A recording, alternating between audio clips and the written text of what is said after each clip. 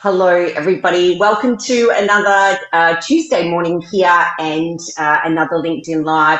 I know we are kicking off a couple of minutes late this morning because we did actually have a few technical issues, but we're here. And I'm here today with a special guest, Rebecca Allen. And we are talking today about leadership credibility, because we all know that it's not enough just to be good at your job and deliver good work. We also know that there's other elements that impact whether or not you are going to get ahead, get the promotion, and get the roles that you're going after. And so it's about so much more than performance, and that's the conversation that Rebecca and I are going to be here talking with you today. So thanks, Rebecca. It's so good to be here with you, and I'm so looking forward to this conversation with you today. Oh, thanks so much, Lucy, for having me on your Star Rising show. And also, hello, everybody who's listening in. I'm really excited to talk about this because I love talking about credibility and executive presence. And it's beautifully aligned with the work that you do, Lucy. Yeah, absolutely. And so as this is alive and both Rebecca and I are here, please feel free to jump into the comments, say hello to us, let us know where you're joining from, but also feel free to jump into the comments as we go along and pop in your questions, because we will always circle back and answer those for you. So you've got us both here. And as you mentioned, Rebecca, one of the reasons I love this conversation too is because you are a lot about the internal, the mindset and the behaviours, and I, cross over into that with the mindset. But obviously, then the focus is more on the external, and there's such an important relationship between the both. Exactly. But yeah. Just for those of you, Rebecca, who might be joining us today and they don't know you or what you do, give us a quick intro. Give us a quick intro about how you support, female leaders and the work that you do. Beautiful. Thank you. So I'm based in Sydney, but I work with clients worldwide. I'm essentially a leadership coach, which means lots of different things, but I specialize in working predominantly with women in professional services, so in law, in banking, finance, and also in some of the STEM industries.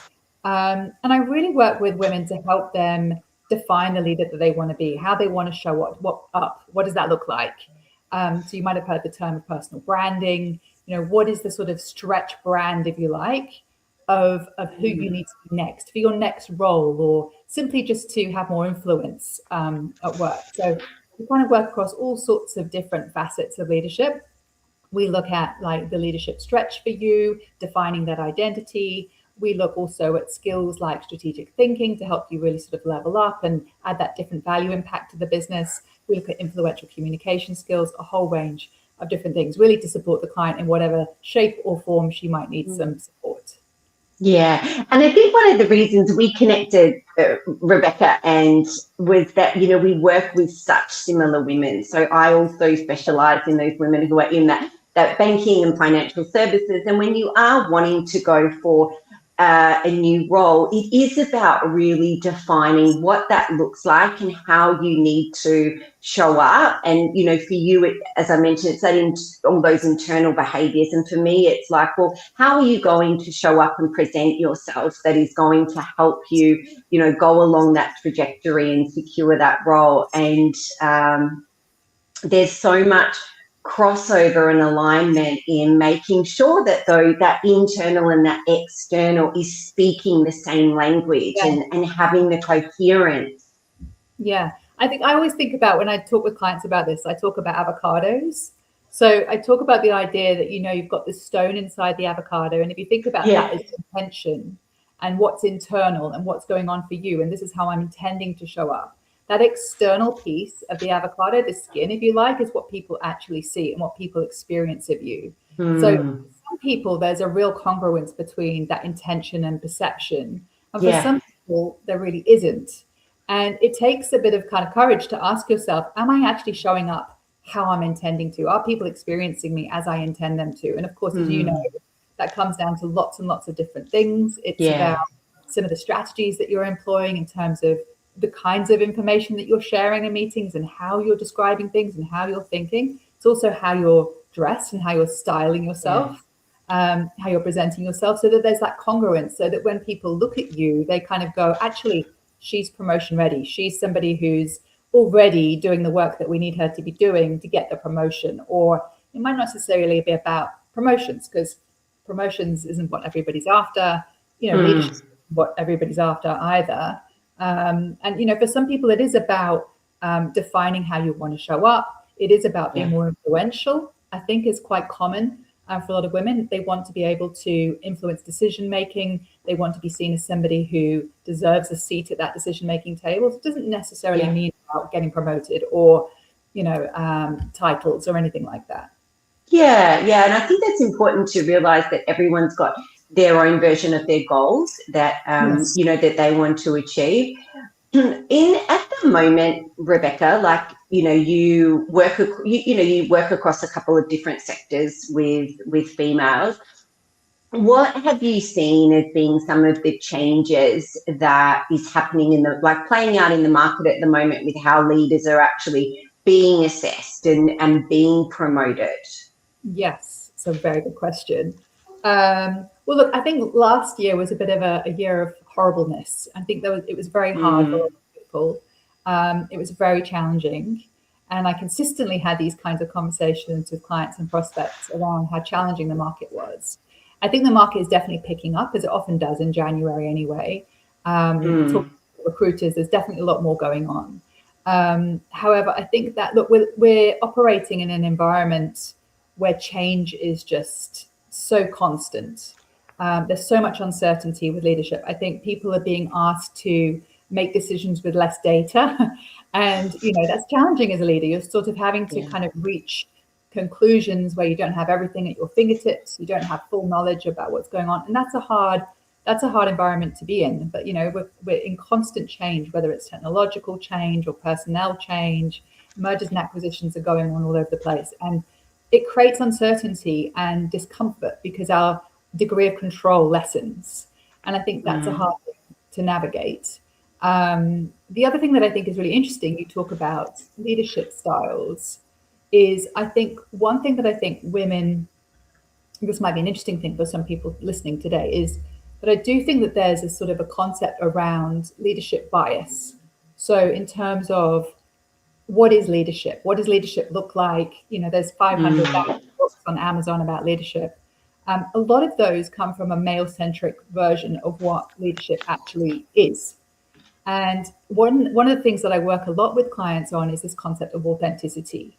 When we're talking about branding and showing up as you intend, how do you do that authentically as a woman operating in often largely, male environments? And how do we take ownership of the way that we lead and we choose to lead and not fall into that version, if you like, of what leadership should be or could be? Because I do think that women get phenomenal results sometimes, but because their path to get that result might have been different from, say, a man, that they're unfairly judged. It's essentially leadership bias, evaluation bias, in terms of how your performance is being evaluated. And when I have these kinds of conversations with clients, they're like, oh my God, that's a bit of a light bulb, because I do get phenomenal results. And maybe there is a bit of that going on. But, as you talked about at the beginning, I think also there is that sort of need to look beyond just performance, that need to look beyond getting results, hitting KPIs. It's about getting more strategic, really, about defining the leader you want to be, how you want to get those results, and essentially how you make that value impact to the business that you're working in. And there's so much, a big part of that is just being self-reflecting, being able to connect to what we want inside, and really, I think, leveraging what are our strengths, particularly as leaders. And we know that women lead differently, and we often do have a different style to men. And I see this play out, Rebecca, so often in women will often diminish their femininity through their clothing and leadership, because again, they want to, we've sort of been taught that to be authoritative or, to have influence, we need to have that traditional dark black, charcoal grey or navy suit, and that's the only way that we can be in leadership. And I think when women can take a step back and think about that, who am I? You mentioned authenticity, like who am I? Who is like my true self, and what are the different aspects of my personality that I want to bring forth through my style? That's when you can actually create a look that is so much more powerful and will feel so much more aligned for you. Yeah. And I think there's that thing where it's like any time when you go to an event and you look good, right? You're going to socially and you just go, yeah, I've really nailed that look today. And it just makes you just feel more confident in showing up in what you're doing, whether that's the color or the style or the fit or whatever it is. All those things combined. But I think that, I think there's a huge piece for women specifically in this realm of authenticity and doing work that's meaningful to them. So I know a lot of clients, the titles, the pay, they're nice to have, but they're not essential. Whereas I think, it's a bit of a sweeping statement, but I think men would be more driven by chasing those titles and chasing the pay. Yeah. And obviously, we're paid properly as well, and we're paid appropriately for the work that we're doing, and that's a whole other conversation. But I think there's this real important urgency for women to do work that's meaningful to them and that's making an impact to the business that is meaningful to them. And why, we come back to this concept of brand. What is your brand? What does that look like?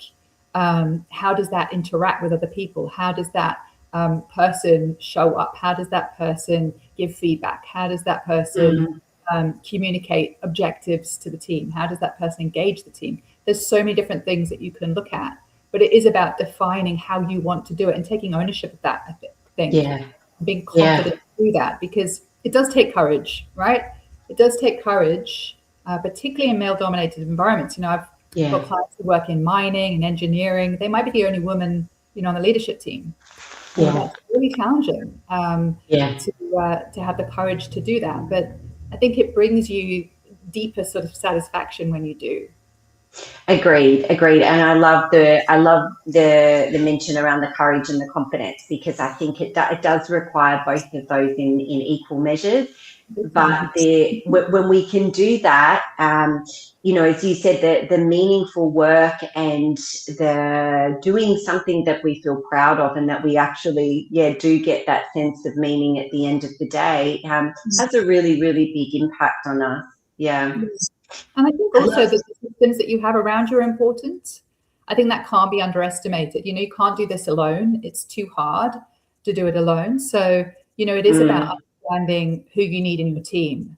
Like, who do you need? Potentially as an external, coach, it's always so valuable to have that sounding board and somebody who you can talk to outside of work, who's not connected to anything related to work, but you can have that conversation with. But again, what advocates do you have around you? Because if you want to be courageous, then, oh my goodness, it helps so much more if you have those advocates around you in your network who are supporting you, who are backing you up when you're making your points in meetings, who've got your back, basically. So the alliances you form, I think, are also really, really important to your success. 100%. And also just because I think we have to recognize that we can't be experts in everything, and we are all going to have blind spots. Sure. And like we all do. And the sooner that we can recognize that, and I think that can be more of a struggle for women to invest in the support that they actually need, and we put it off, or we put it down to the bottom of a long list. And I think that costs women, because I think when you do invest in yourself and you take the steps to get the support that you need in whatever areas it is, whether it's leadership coaching like you do, Rebecca, the style and presence coaching like I do, or any of the other support that we need. Like, I don't cook anymore. I just we get our food done, and that has given me back a huge amount of just time and things. And if we just invest in things that make life easier and get the expertise of people, we can move so much faster. And I think life just becomes also more enjoyable. We get to learn so much more about ourselves. Well, it is about prioritizing. It's funny you're talking about outsourcing the cooking, but it is about prioritizing, isn't it? And deciding where you want to spend your energy and invest your energy. Exactly. And deciding that you don't need to ask for permission. You don't need to wait, which is something I see a lot when we're talking about mindset shifts. That concept of waiting for permission, or waiting to be allowed into that room, or waiting to be asked to join that meeting, or whatever it might be. Yeah. But that sort of holding back, and that procrastination, and that sort of self-doubt, and that questioning of worth can be really damaging, I think, because you can basically hold yourself back 10 years. Rather than That's just significant. Within 10 minutes, you could be in a different outcome, having a different conversation. And sometimes you do have to ask those, make those bigger asks in your career, and having the courage to make those bigger asks. Because you believe that you're ready for it, you deserve it, and you're here to do business. And so, talking about the mindset shifts, Rebecca, like, are there specific mindset or also behavioural shifts that you see women need to make in order so that they can step up, they can move into that next role, or have more influence or visibility in their organisation? Yeah. Well, I mean, obviously everyone's completely different. So I do see that there are consistent themes, if you like, that pop up with clients. But, there are definitely consistencies there. I think struggling to sort of be an authority in the room and really understanding what that means for you, because it differs for everybody, versus that waiting around, I think, is a big one that I think a lot of people do struggle with, that I talk with. I think another one is this avoidance, if you like, of self-promotion. So, it's a massive one, isn't it? Self-promotion, there's this big factor that comes in. It's just like, I don't want to do that. They'll talk about people they know from their careers who do it and they hate it. Those kind of ponies, show ponies, I call them, who do a lot of talk and a lot of action. And you don't want to be associated with that kind of personality. No. And I get it. I fully get it. But, we have to understand how we can build credibility through value creation, basically. So I talk a lot about value creation. And you can get away from this idea of having to self-promote by looking at how you're making value impact in terms of what people care about in your business. So I'm now kind of moving to behaviors. You mentioned behaviors. I think, defining how you want to show up, I think, is critical, and being really intentional about that. And then asking yourself, what are the behaviors that match up to that? So what do I have to do? Talk about the avocado. My intention is to show up in this meeting and, present such an idea. Then my behavior has to follow suit so that my intention matches up. So we have to always ask ourselves, am I delivering the experience that I'm intending to deliver? And then I think there are key behaviors that I see a lot of clients struggle with. I'll mention one. And I think it's that shift from that operational, technical, individual contributor that so many of my clients have got down pat, and they're basically repeating the same delivery, that same value, which is valuable. However, if you want to then step up and move up and be more influential, whatever your sort of stretch goal is, then there has to be a shift towards that strategic play. And how do I think more strategically? How do I add more value to the business in a strategic sense? Shift from operational deliverer to like a strategic thinker. So that is a key thing that I work with clients on all day long, because it's something a lot of people struggle with, and very little training is given on how to do that. People are told, be more strategic in their performance reviews, and you're like, well, what does that even mean? What does it mean? No, it's so true, isn't it? And then I think going along with that, you can be more, you obviously working on all of those mindset behavioral shifts to help them be more strategic. And then the other thing that we can do, and that I sort of then do, is, okay, well, how can we be more strategic with your outfits and the way that you're putting outfits together? Because we also don't get trained on that as women. There's so many subtle, like there's just so many subtle signals that we can not be aware of, that we're sending out, and that we can really, positively leverage all of these little levers that we have around style, so that when you are doing those, as you talked about, stepping into different behaviors within work, people can see you externally also making a shift, and that that is also very powerful. So there's constant touch points about you demonstrating to the other people that, yes, you're now moving from that operational to someone who people can see you as a leader now. And Yes. you're also starting to see yourself as a leader, like you're integrating the behaviors and the mindset, and you're also having the visual reinforcement from what you're wearing as showing up differently. 100%. Because I think the reality is ultimately what we're looking to do in corporate world is create trust, right? And trust And is credibility. a multifaceted thing, but it's a subconscious thing. You kind of feel like you trust somebody or you don't. So I've had conversations with clients, for example, where, you know, they've been pushed back from a promotional opportunity and they're down and they're frustrated by it and whatever it might be. And the reality is that maybe there's not an opportunity ready for them, right? I mean, there's all sorts of external circumstances that can create that. But look, if it is on you and you really haven't just demonstrated that ability to push up yet, that you can do that next step job, then the reality is subconsciously there's a trust factor. Can this person actually do the job? Can we trust that she's going to just, you know, run with this and take this and run with it? So I think when you're thinking about all those different aspects of you and your brand, whether it's how, you know, you present yourself, how groomed you are, or the cut of your outfit, or how you're presenting, how you're talking, how you're interjecting into conversation, for example, with confidence and command or whatever it is, all these little cues all together subconsciously, I think, create this sense of trust. And, you know, when you add these all things, you know, together, then it gives people that security that absolutely you're the right candidate or you're the right person for this opportunity. And I think we have to be quite intentional about what that comes out as and how we present that. It doesn't just happen. You have to actually decide, this is how it's going to be for me, and I'm going to show up, which is kind of wonderful because that stuff's all in your control. And Agreed. in a world of chaos that we kind of live in, so much uncertainty around us, right? There's so much you can actually control with this stuff. And you can have conversations and you can say, hey, I didn't make it in time. But you know what? I want to be ready in 6 months' time, and I'm going to show you I'm going to be ready. You can have those conversations and demonstrate intent. And that's really powerful when you do that. And I think that's a great point you've made, Rebecca, about just being able to take it into our own hands and, you know, getting the support and getting the insights that we need.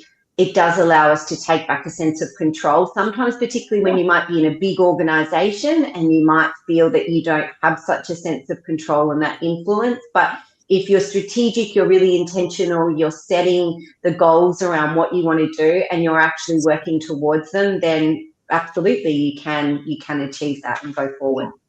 Absolutely.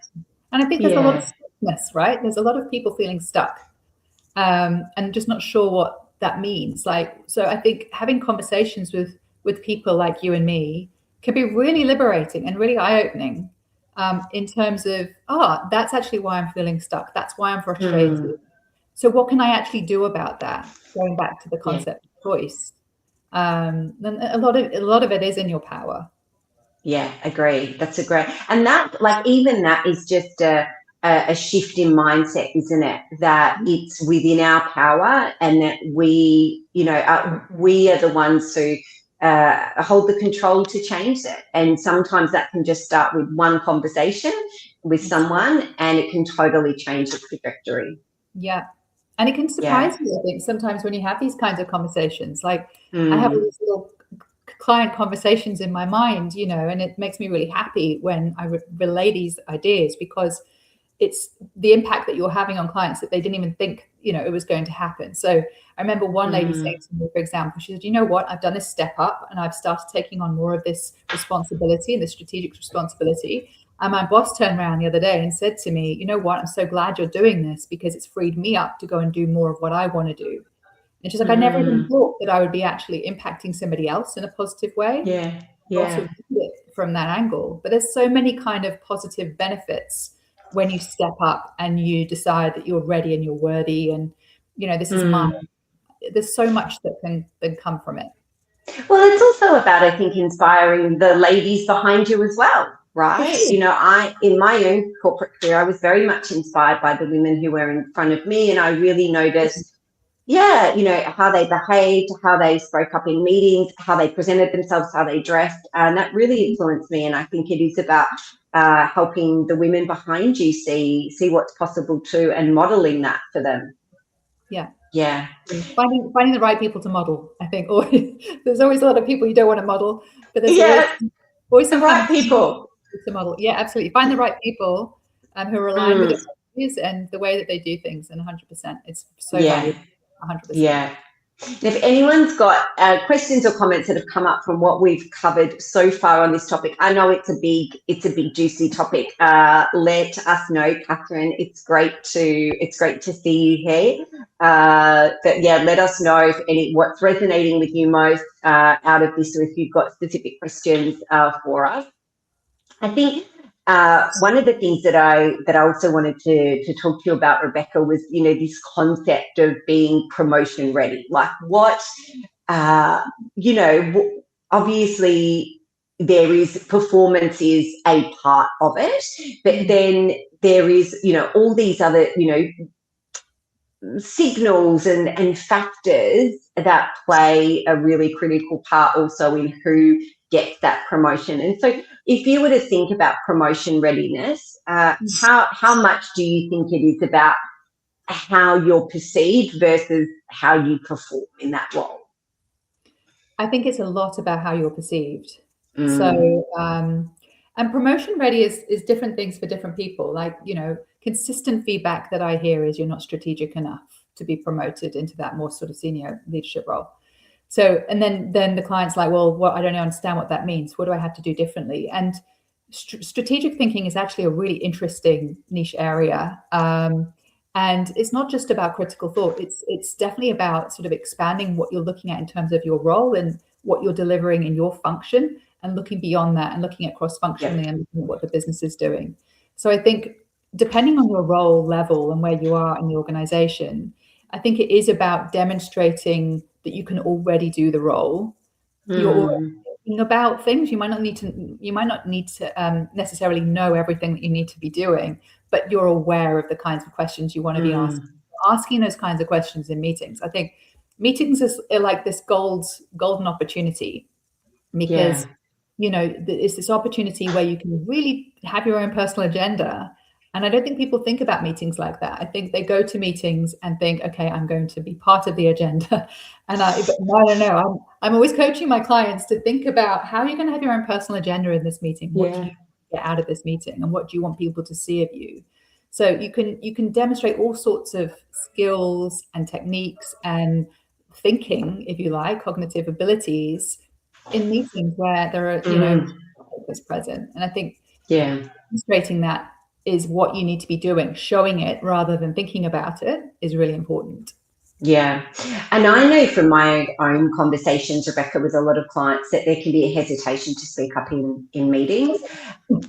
I think that's so common amongst women. And obviously there is, again, it's, you know, the part of, I think, flipping it around, as you said, that it becomes around what you want to get out of that meeting, putting your ideas forward and, you know, making sure that you're prepared and have actually considered, you know, what you want to share, what you want to get out of during that meeting. And, you know, I always share with clients, what do you want to show other people through the way you show up in that meeting? Because do you want to be seen as someone who perhaps does have a creative edge, or, you know, some creative thinking to them? You know, we can communicate that through your clothing. Do you need to sit in a meeting and people to see you as being more approachable, and you're going to have that you know, softness or you know, slightly softer sense to you? Or are you walking in and you really need to command the room and be authoritative? And all of those sorts of things, just if we sit down before those meetings and those important moments and we just think about what we want to get out of it and how we want to show up, and just put in that bit of preparation, then I feel that we can just get so much more out of it.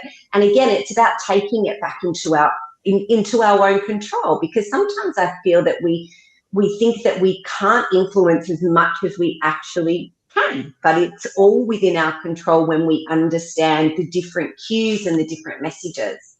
Yes. Yeah, I mean, I look at meetings, it's kind of fascinating because there's lots of different ways to approach meetings. Like it's a whole other thing in itself. But I think people overcomplicate what it's all about, right? And I think that certainly from conversations I've had with clients, and I have worked with men before, and some men are kind of introverted types and also struggle in meeting situations. So it's one of those things that I find women put this enormous pressure on themselves, and I've certainly fallen foul to this too, where you feel like unless you're adding this phenomenal kind of value, like Einstein level value, then it's not valuable. So we're kind of constantly in our mind trying to work out the right thing to say, or this totally brainful, as my daughter, who's 14, would say, total brainful, piece of information I'm going to share in the meeting, rather than just having an opinion or, building on what you just said, John, or whatever it might be. I think we just put this enormous pressure on ourselves to deliver like oracle level value. And you don't need to be the oracle in the room, and nobody expects you to be the oracle in the room.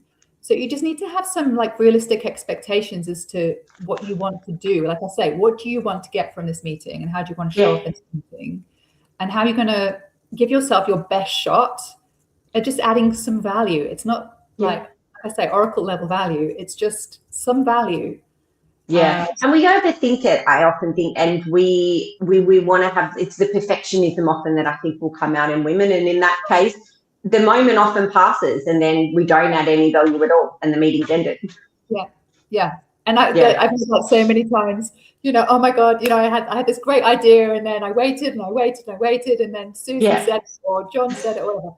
And it's so funny. I've been there too. I understand how that feels. It's so annoying.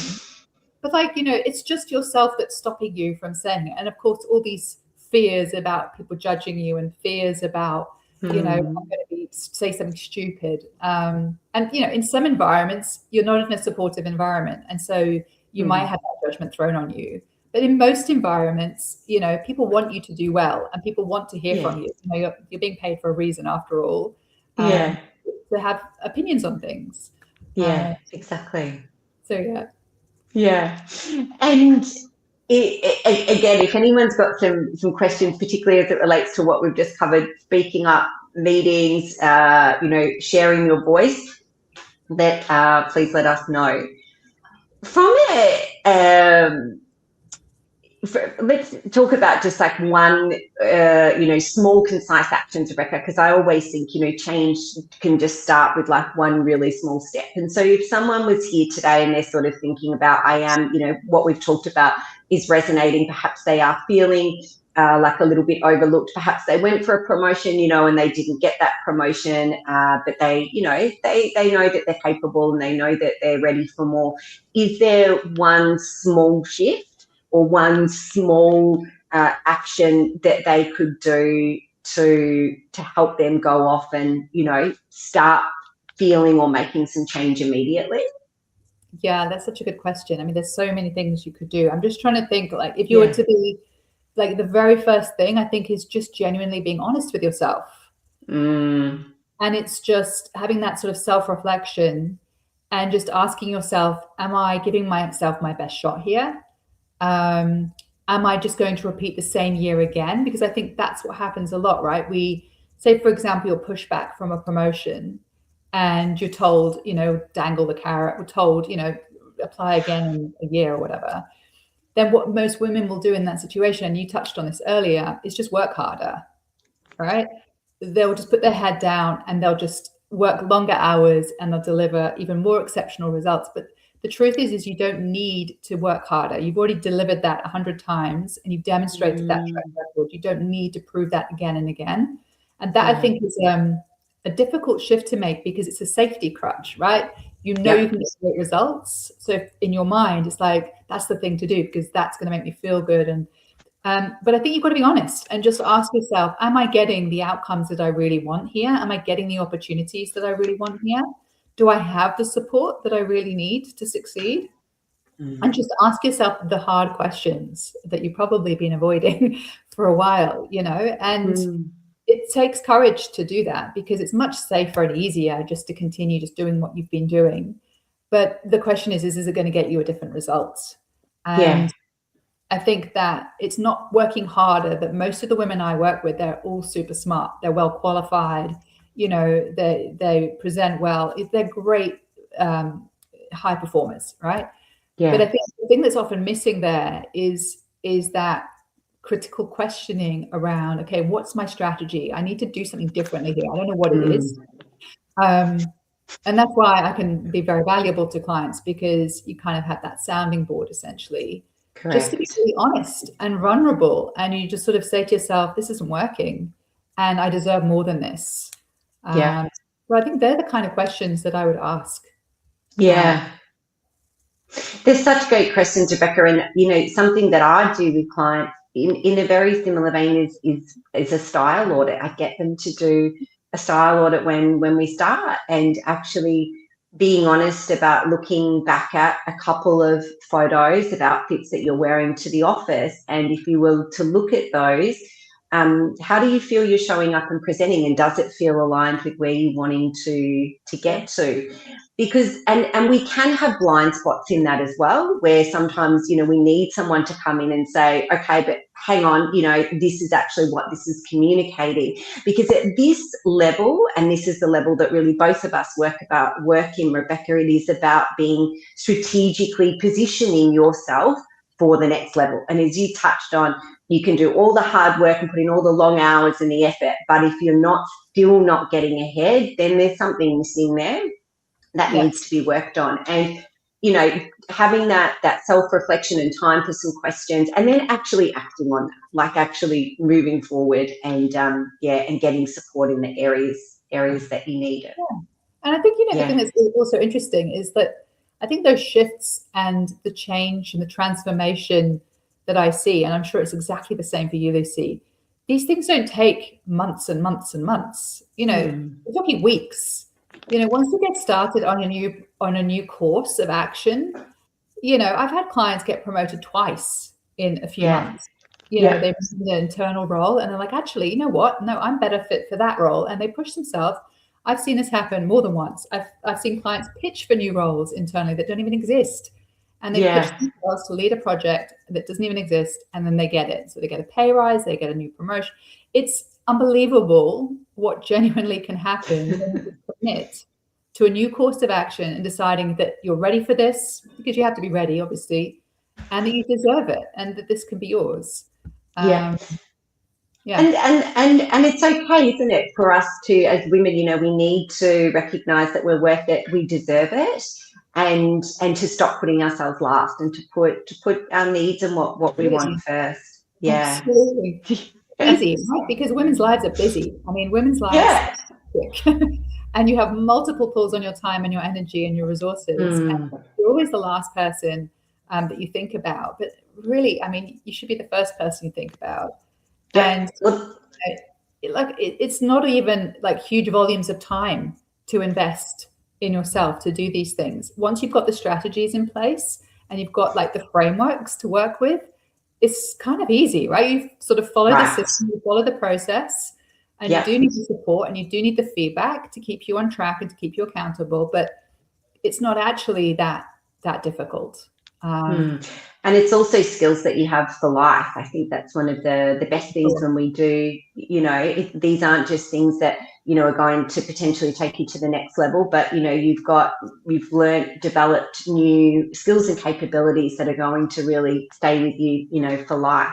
Absolutely. Rebecca, I think we could probably sit here for much, much longer and go on about all the different facets of leadership capability and you know what it takes. And as I mentioned at the beginning, like Rebecca, you know, does a lot of work on the internal.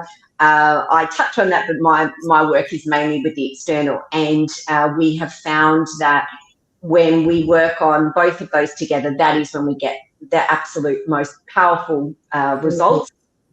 And we also wanted to share today that we are going to be launching a workshop. It's one that we are going to host and run together. we're really designing it, Rebecca, for women who are, you know, sort of thinking about stepping into bigger leadership or bigger roles. And we're really wanting to design it so that you can walk away with a specific plan, a specific, you know, sort of a 90-day plan that they can walk away with it, that you can implement. And it's going to be an interactive workshop. You know, right, career strategy meets, you know, personal styling. And how do I feel? What's executive presence and what does that look like for you? Exactly. Yeah. So we're still just putting all the finishing touches on, you know, exactly, you know, what it will be. But we know obviously there's going to be that 90-day plan that you walk away with. I'll be covering style and presence and perception and the impact that has on your career. And Rebecca will be there covering everything around that leadership, you know, capability, mindset and behaviours. Yes. And we're going to be doing that in May. So details will be coming out probably next month. If you do, if you're interested in coming along to that, you can comment below. You can comment or just DM Rebecca or myself. And as soon as we've got everything ready, where you can actually sign up, you can come and join us. It's a never seen before combination of these two skill sets and strategies combined. And I think if you're ready for this new opportunity and you know you're in some sort of growth phase at work and you're ready to take that next step up and you know it's going to take a bit of investment of time and money, but you want to do that and you're ready to take that action, then it's exactly where you want to be. Because I think, because I don't do any work in styling at all. So I'm thrilled to be working with Lucy and helping my clients also look at that side of things. You know, the credibility building, visibility building, and the kind of personal branding sort of theory and practical application to, because I think the thing that I think is so wonderful about what you and I do, Lucy, is it's very practical. Like you can absolutely take away and work with straight away. And I think that's so valuable. Yeah, and we want this workshop to be super practical. You will actually be doing things during the workshop. So you're not just sitting there, you know, listening and taking in information. You're actually doing activities and exercises so that when you walk away, like you've actually got a bit of something in front of you and you can actually now start taking action on that. And yeah, super exciting. And yeah, I think it's like, it is kind of a bit of a first of its kind, Rebecca. You've got, you know, all of that sort of, you know, leadership capability and visibility, and I've sort of got all the presence and the styling. So it's a great combination. Yeah. We'd love to see you there. Let us know. Amazing. Well, it looks wonderful to see you. It's been wonderful to have you join, Rebecca. Thank you so much for coming on and sharing all your wisdom on this topic today. And we'll be going a lot deeper on this in our upcoming workshop. And I'll see you all here next week for another LinkedIn Live. Thanks so much.